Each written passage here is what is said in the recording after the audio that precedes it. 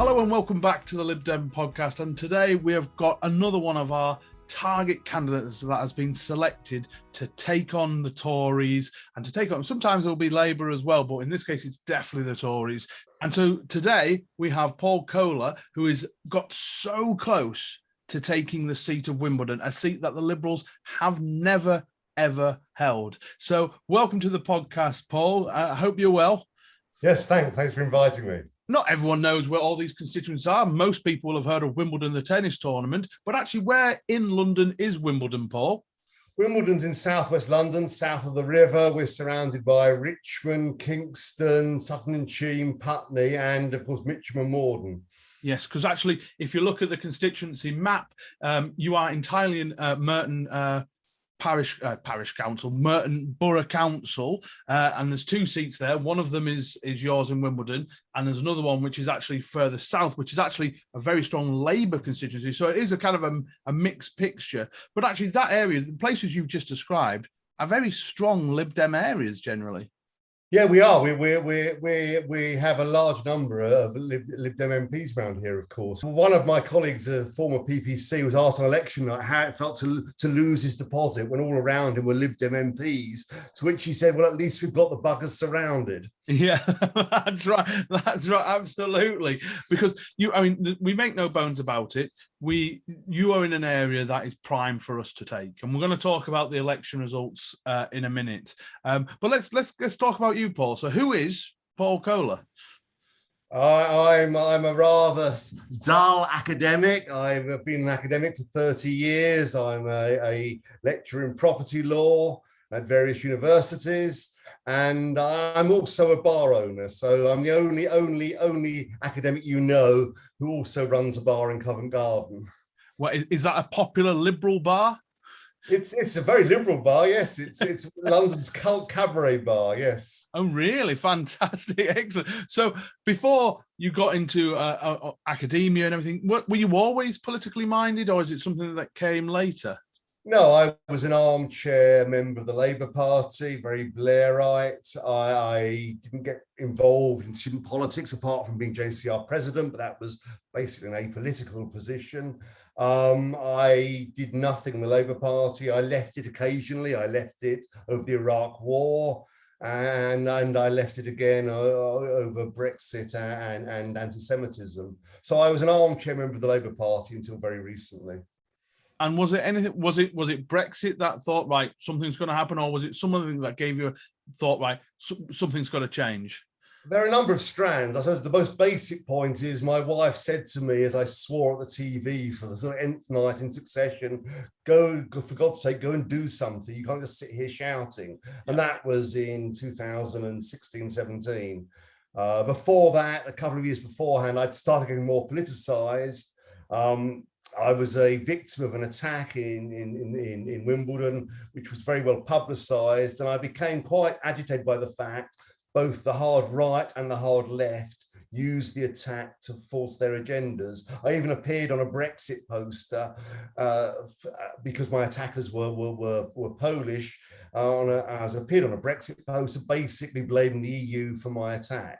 And then the hard left used the fact I'd appeared on the Brexit poster to attack me as well. And of course, I was just a victim of these two sides using me. So that started to politicise me. Brexit made me more and more angry. And then I left the Labour Party when they refused to vote over Article 50 or voted in favour of Article 50. And I joined the Lib Dems at the behest of my daughter, who'd been telling me to do so for years.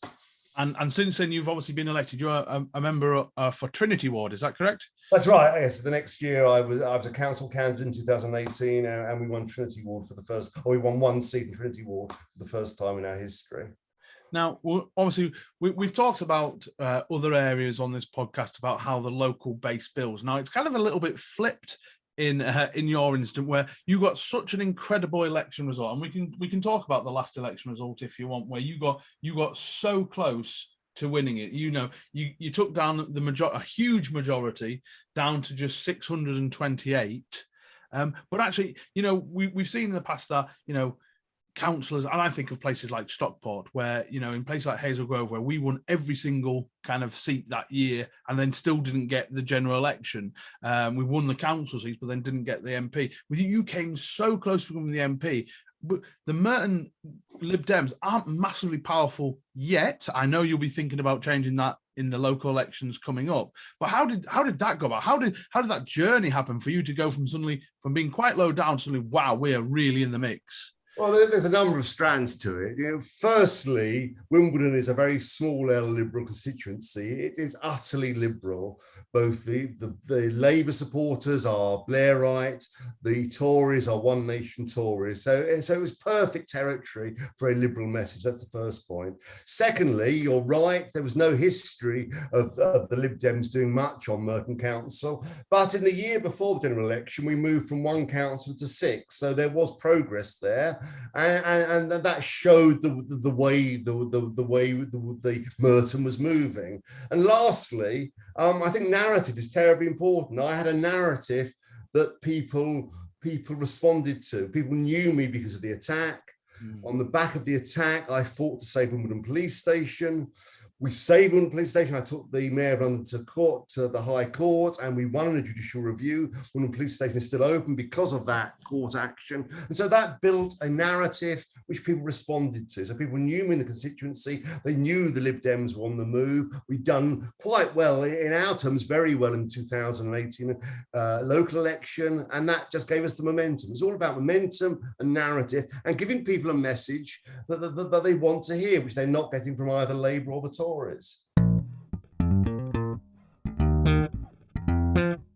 Hello, John from the Lib Dem Podcast here. We are delighted to say that this episode is sponsored by Prater Rains.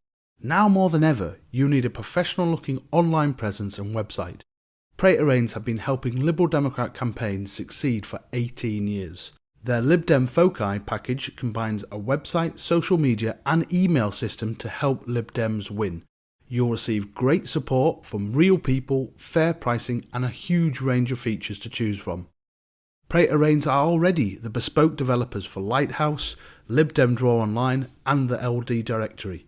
They combine a talented system design with an unrivaled understanding of our party, our data and our systems.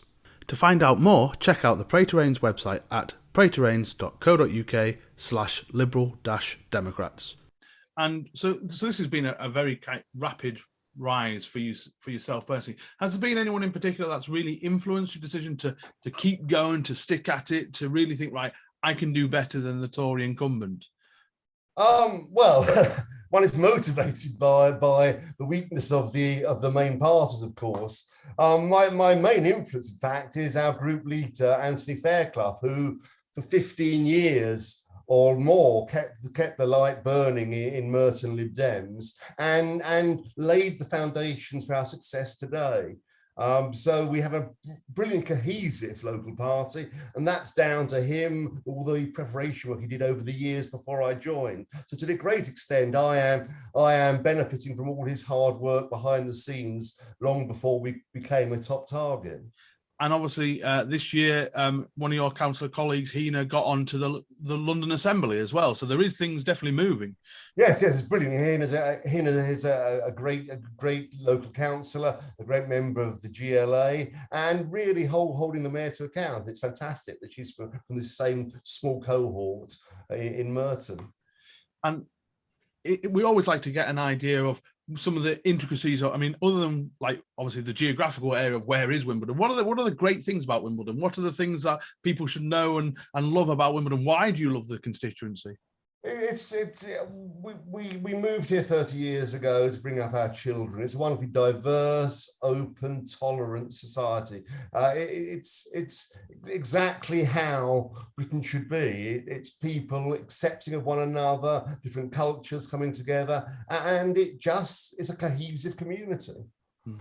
And you've talked about some of your campaigns that got you notoriety in terms of politically, and also got you then so close in 2019. What are the current campaigns you're currently working on? Because it's actually important. We talk a lot on the podcast about campaigning, but actually having good campaign themes to go on. It's not just about, you can't just say hope the Tories collapse and they just give you their votes. You want to try and win those votes with good campaigns.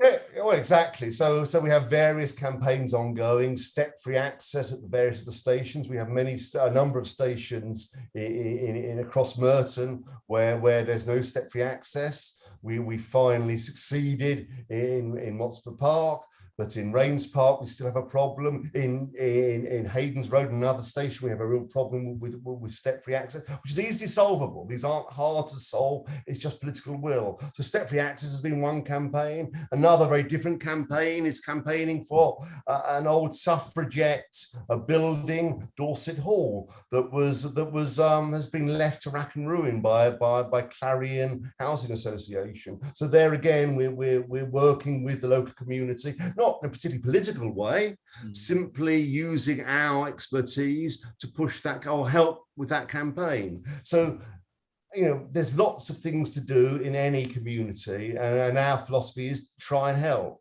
and not be overly political about it. Work with other parties if we can. With the police station campaign, I reached out to Labour and the Tories to join with me in the legal action. They wouldn't touch it. Okay, but we tried. So I think I would always recommend those who embark on a campaign, don't be too political about it. Do reach out to other parties. They often won't want to work with you, but people respect the fact you've tried. And you've got a kind of a mixed opposition going on here, because obviously you've got a Conservative MP that you very much want to remove, but you've actually got a Labour-run council. So how do you find the dynamics of having two different oppositions to face at the same time? Well, to an extent, it's a plague on both their houses, and the line I often take is this cosy duopoly. We have a not particularly impressive Labour council who have been there for over a decade and have very few ideas. And we have a terrible Tory opposition who simply want to get defeated in council so they can put it on posters and in leaflets. So they put provocative motions to council, hoping they'll be defeated. It's utterly destructive. Our position as the smaller opposition party with just 6 councillors is to try and persuade Labour to actually live up to the principles we both share. So after a campaign of 4 years, perhaps longer actually, we started, but 4 years in council, we eventually persuaded the Labour Party to join with us in a motion to ensure that all care workers in Merton were given the London living wage. That took us a number of years to persuade the Labour Council to do so. To a great extent, we try and work with other parties. We've happily worked with the Tories on the police station, they wouldn't do so, or Labour. But on things we can move forward to, we do. On the climate emergency, there we drafted the motion that was supported by all parties in the end. So going to your upcoming fight to be the MP. So let's just recap on what happened in 2019. So Stephen Hammond was a pro-Remain Tory who actually lost the whip and then got it back again. So you are in a very heavily pro-Remain area. I think it was 70-something%. I think over 70%. Yeah. Yeah, that's right. So in 2019, the Conservative Stephen Hammond got 38% of the vote. Well, 38.4. You got 37.2. But there's still a significant chunk of Labour vote there. So Labour got 12,500 votes and nearly a quarter of the vote, and then you had an independent as well getting odds and sods at the bottom. So is your approach to working with Labour also part of the fact that now that you were clearly with only 600 odd votes behind, that actually any Labour leaning person must think, okay, if you want to get rid of the Conservative out of Wimbledon, then you've got to vote for Paul? Yes, I wouldn't go as far as say we're working with Labour. We are not Labour. We have no alliance with them. We're in opposition to them on the council level. What I'd say to Labour voters in Wimbledon, in a parliamentary election, is I'm the only chance of getting rid of the Tories. And as you've seen, my record in council is progressive. If you are a progressive Labour voter, I'm the person you should vote for to get rid of the Tories in Wimbledon. But there's no alliance. There's no working with Labour. We are clearly different. And to some Labour people won't want to vote for me. I understand that. I think they're absolutely right. All I'd say is if you want to get rid of the Tories, I'm the person to do it. No one else can. And we saw in Cheshire and Amersham, you don't need alliances and deals. Voters are clever enough to know who the main challengers are, and you saw the Labour vote just disintegrate in Cheshire and Amersham because they all came across to make sure Sarah got elected. Exactly. Some people want to vote tactically, others won't. I understand that. And that's the whole point of having a vote. It's your choice. But those who do wish to vote tactically, I'm the person to vote for. And like I said, we've talked about, scaling up your campaigns. I mean, you see places that have a lot of councillors and a lot of kind of local political infrastructure. What kind of the infrastructure have you got behind you in Wimbledon? I mean, because like I say, when you look at 6 councillors, to comparison, that in Preston, which is a relatively small party, we have 7. So, so we are very similar in terms of councillor base, but actually, so what have you got below the surface? I take it ever since 2019, you guys are thinking, right, we're not missing out by 600 votes again. Yes, of course. We're absolutely determined to make sure we finish the job, get the job done at the next general election. But we don't have, what we have as an infrastructure, I suppose, is we have a cohesive local party. There's no fighting. We're all, working in the same direction. We have just under 500 members, but we have at the moment no paid employees. We are advertising for one at the moment. If this podcast goes out, we are currently advertising for our first constituency organizer. We have a share of one person from HQ. That's all we have at the moment. So we're not rich. Funding is a big issue. One of my big roles now as PPC is to go out and then get funding, because we're not the rich. We have the tithes of 6 councillors. That's all we have coming in at the moment, plus what we get from local members. So that's something we really need to concentrate on. And as I say, we've got enough funding now to employ our first constituency worker, but we really are starting at the bottom there. Well, and that's why, the next question I was going to be, what is your biggest challenge you're facing right now? As it is that building up that capacity to get that, not just, we've said many times on the podcast, what wins elections is money, manpower and data. And you can only get the data if you have the manpower and the money to go out there and do it. So that's probably a key area for you guys now, is to get that war chest up and get ready to start winning. That's right. We're doing quite well on the data at the moment. If you look on the list, we're high at the top of the constituency work we're doing, knocking on doors. Our membership is knocking on doors, but we don't have the funds at the moment, and we're outspent not only by the Tories but also by the Labour Party. We're outspent by both parties in Wimbledon, and that's something we need to address, because we need those full-time organisers to help do that work at the moment, which is being done by volunteers, which means, of course, they can't knock on doors. Yeah, that's right. And we've said on the other interviews we've done with our target candidates, you might I don't live particularly close to a target area, and I might not be able to get down to Wimbledon, as nice as it sounds. But actually what you can do is, if you've got a little bit of money, you can donate to these target areas, and every penny counts.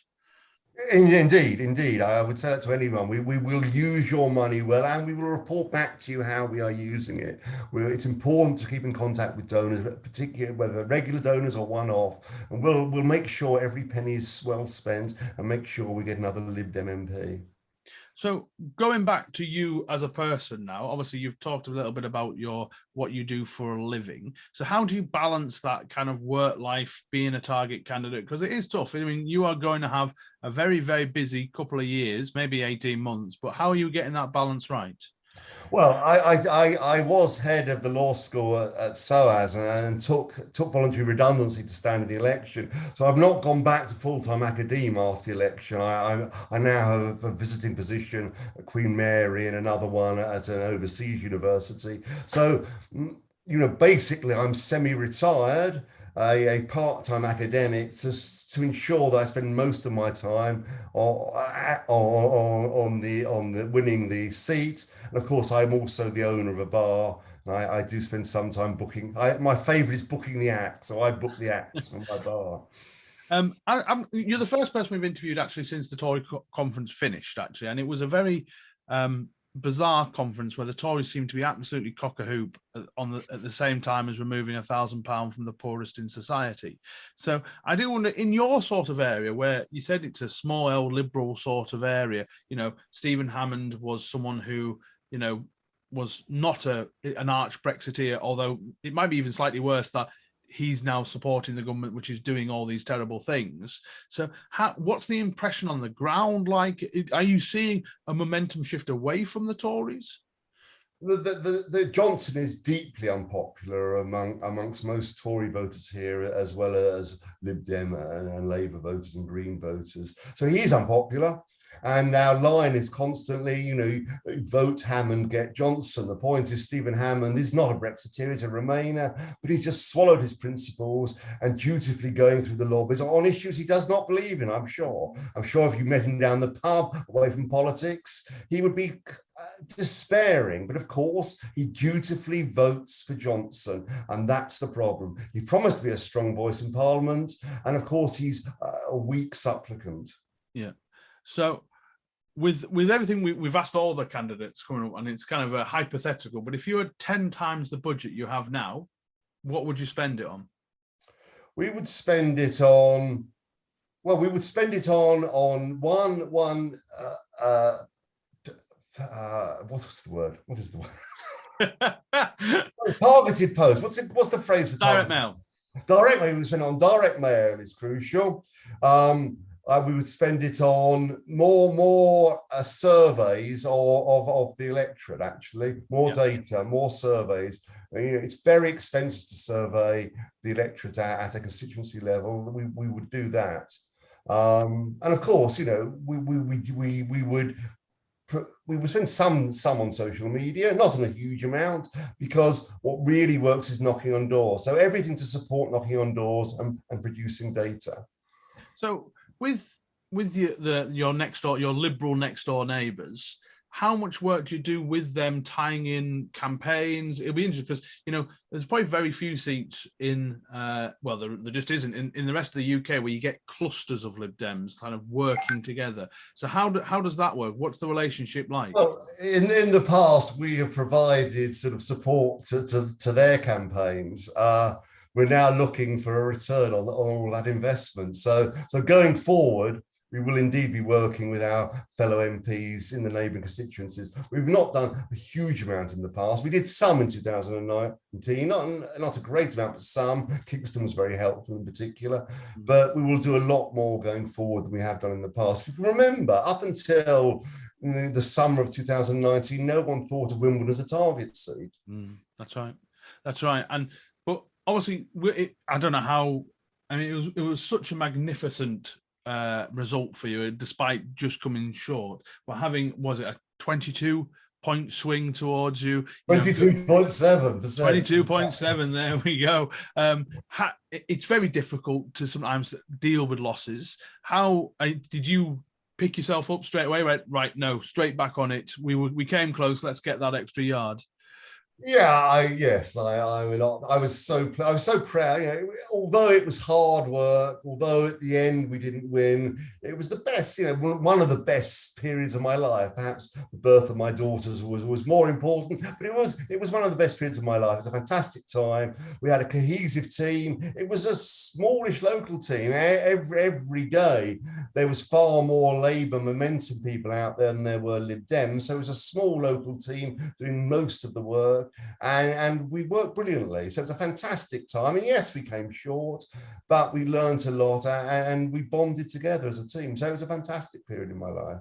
And it's interesting what you just said that about Labour teams out during the 2019. Now, one of the things that really got my goat is the amount of time Labour spent in seats they couldn't win. Now, yours was maybe slightly different because Labour came second in 2017.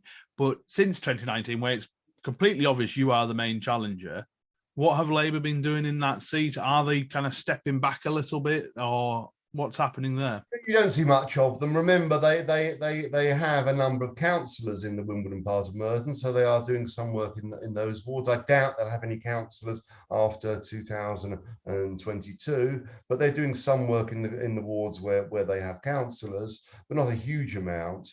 Labour knew they couldn't win. We know from friends within Labour, their returns were terrible. It was a totally negative campaign. And what I say to people on the doorstep, Well, what I said to people on the doorstep who were going to still vote Labour, I said, go out canvassing with Labour and see what you will hear. Then you'll realise they can't win. So it was a negative campaign. And then what I always say to people is, in Putney, when we realised we weren't going to win Putney, we took the Putney campaigners out and brought them to Wimbledon. Labour should have done likewise the other way around. We were sensible. We ensured a Tory wasn't elected in Putney. I'm afraid Labour were nihilistic and decided they would rather a Labour MP than a Lib Dem MP in Wimbledon, and that's very sad. And I think people got that message. There's lots of anger still with the Labour Party lying about their canvassing results during 2019. And it didn't help them at all. I mean, I was up in Hazel Grove on election day in Stockport, where Labour were in there just to stop a Lib Dems beating the Tories, and in the end, they lost places like Macclesfield, which were next door to the Tories, because they just hurt themselves as much as they hurt us. But I hope that penny has dropped, and I think hopefully it has. But it will be very interesting to see what happens, like I say, in the local elections coming up next year. So let's talk about, I mean, lots of people get involved in politics for national policy. I asked this question of Bobby Dean, who's by the time this goes out, his interview will have gone live as well. But if you could click your fingers and introduce a new policy or change policy for Britain, not just your area, what would it be? What's the passion you care about? I think it's criminal justice. Our criminal justice system is breaking down. Our prison system, we imprison far more people than any other country in Europe, and there's no attempt to rehabilitate sensibly. I think restorative justice is a crucial thing. It's something I went through following my attack. I met one of the prisoners in prison, and we talked through what he'd done and how he's going to change his life. I think we need to bring the victim at the heart of the criminal justice system and get that conversation between prisoners and perpetrators, and start thinking about what we want to do with our criminal justice system. At the moment, we are underfunding it and using those funds badly, and we must reform criminal justice. And it's interesting that the cuts to the DOJ, particularly since Robert Buckland has now has been shifted away. It's interesting. It has gone up the political agenda. I mean, it's maybe because the Tories are doing the kind of populist lock them up longer, lock them up harder, kind of more prisons, more guards, more, and that's as we know as liberals, we know that's not a solution to crime and policing. You can go to somewhere like the States, which incarcerates such a high percentage of their population, and yet their crime rates are still far higher than we have here. So I hope it will become something that's much more liberalised as we go forward. But I wouldn't trust it from these Tories. I wouldn't trust it from Priti Patel. No. I think the money is going to be I suspect more money will be spent in the wrong places. I think it will be building prisons, and it's a supply-led economy. And the more prisons you build, the more prisons you'll get to fill them. That's not the way forward. And it's hugely costly as well. Yeah. Whereas even if a fraction of that cost went into proper effort, I don't want to use the old Labour line of causes of crime, but that is actually the thing. But we see so often, I can talk about local Tories here, cutting, say, youth offending services, and then wondering why crime then shoots up, and then you pay more later on. Yes, yeah, and we must put more and more resource into restorative justice. We must get victims and perpetrators speaking to one another and understanding, so that perpetrators understand the consequences of their crimes. It won't work with all, it's not perfect for every crime. In many situations it helps, as the figures show. If you were to become the first ever Liberal MP for Wimbledon, what would that mean to you, Paul? A really huge amount. I've lived here 30 years. As I say, we brought up our 4 daughters here. I want to represent Wimbledon, both to make Wimbledon a better place, to also show the world what a wonderful place Wimbledon is, and bring some of those values to our society and to the world. And there's lots that can be done, lots I've learned in Wimbledon that I want to take out there and improve our country and our world. And there's so much to be done, and Liberals have really got to fight for this period. Now, there's always a problem when you have interviewers like me. They never ask you the one question you've prepared for. So what's the one question you'd have liked me to have asked you this time, Paul? I suppose, what's the biggest obstacle to us winning Wimbledon next time, I suppose? Yeah, okay. The answer is complacency. Complacency on my part, complacency on the local party's part, complacency on the National Party's part. Yes, we are just 628 votes behind, but we are behind. We must win it next time. We must not be complacent. That means we need funding. It means we need people to come and help us. We must make sure we don't get slipped through our fingers for a second time. So let's avoid complacency. Please, if you can come and help either on the doorstep or funding, it'd be fantastic. And to finish this off, how can people find you, Paul? Are you on Twitter? Are you on Instagram? Websites? Let them know how they can find you. I'm on Twitter at Paul Kohler SW19.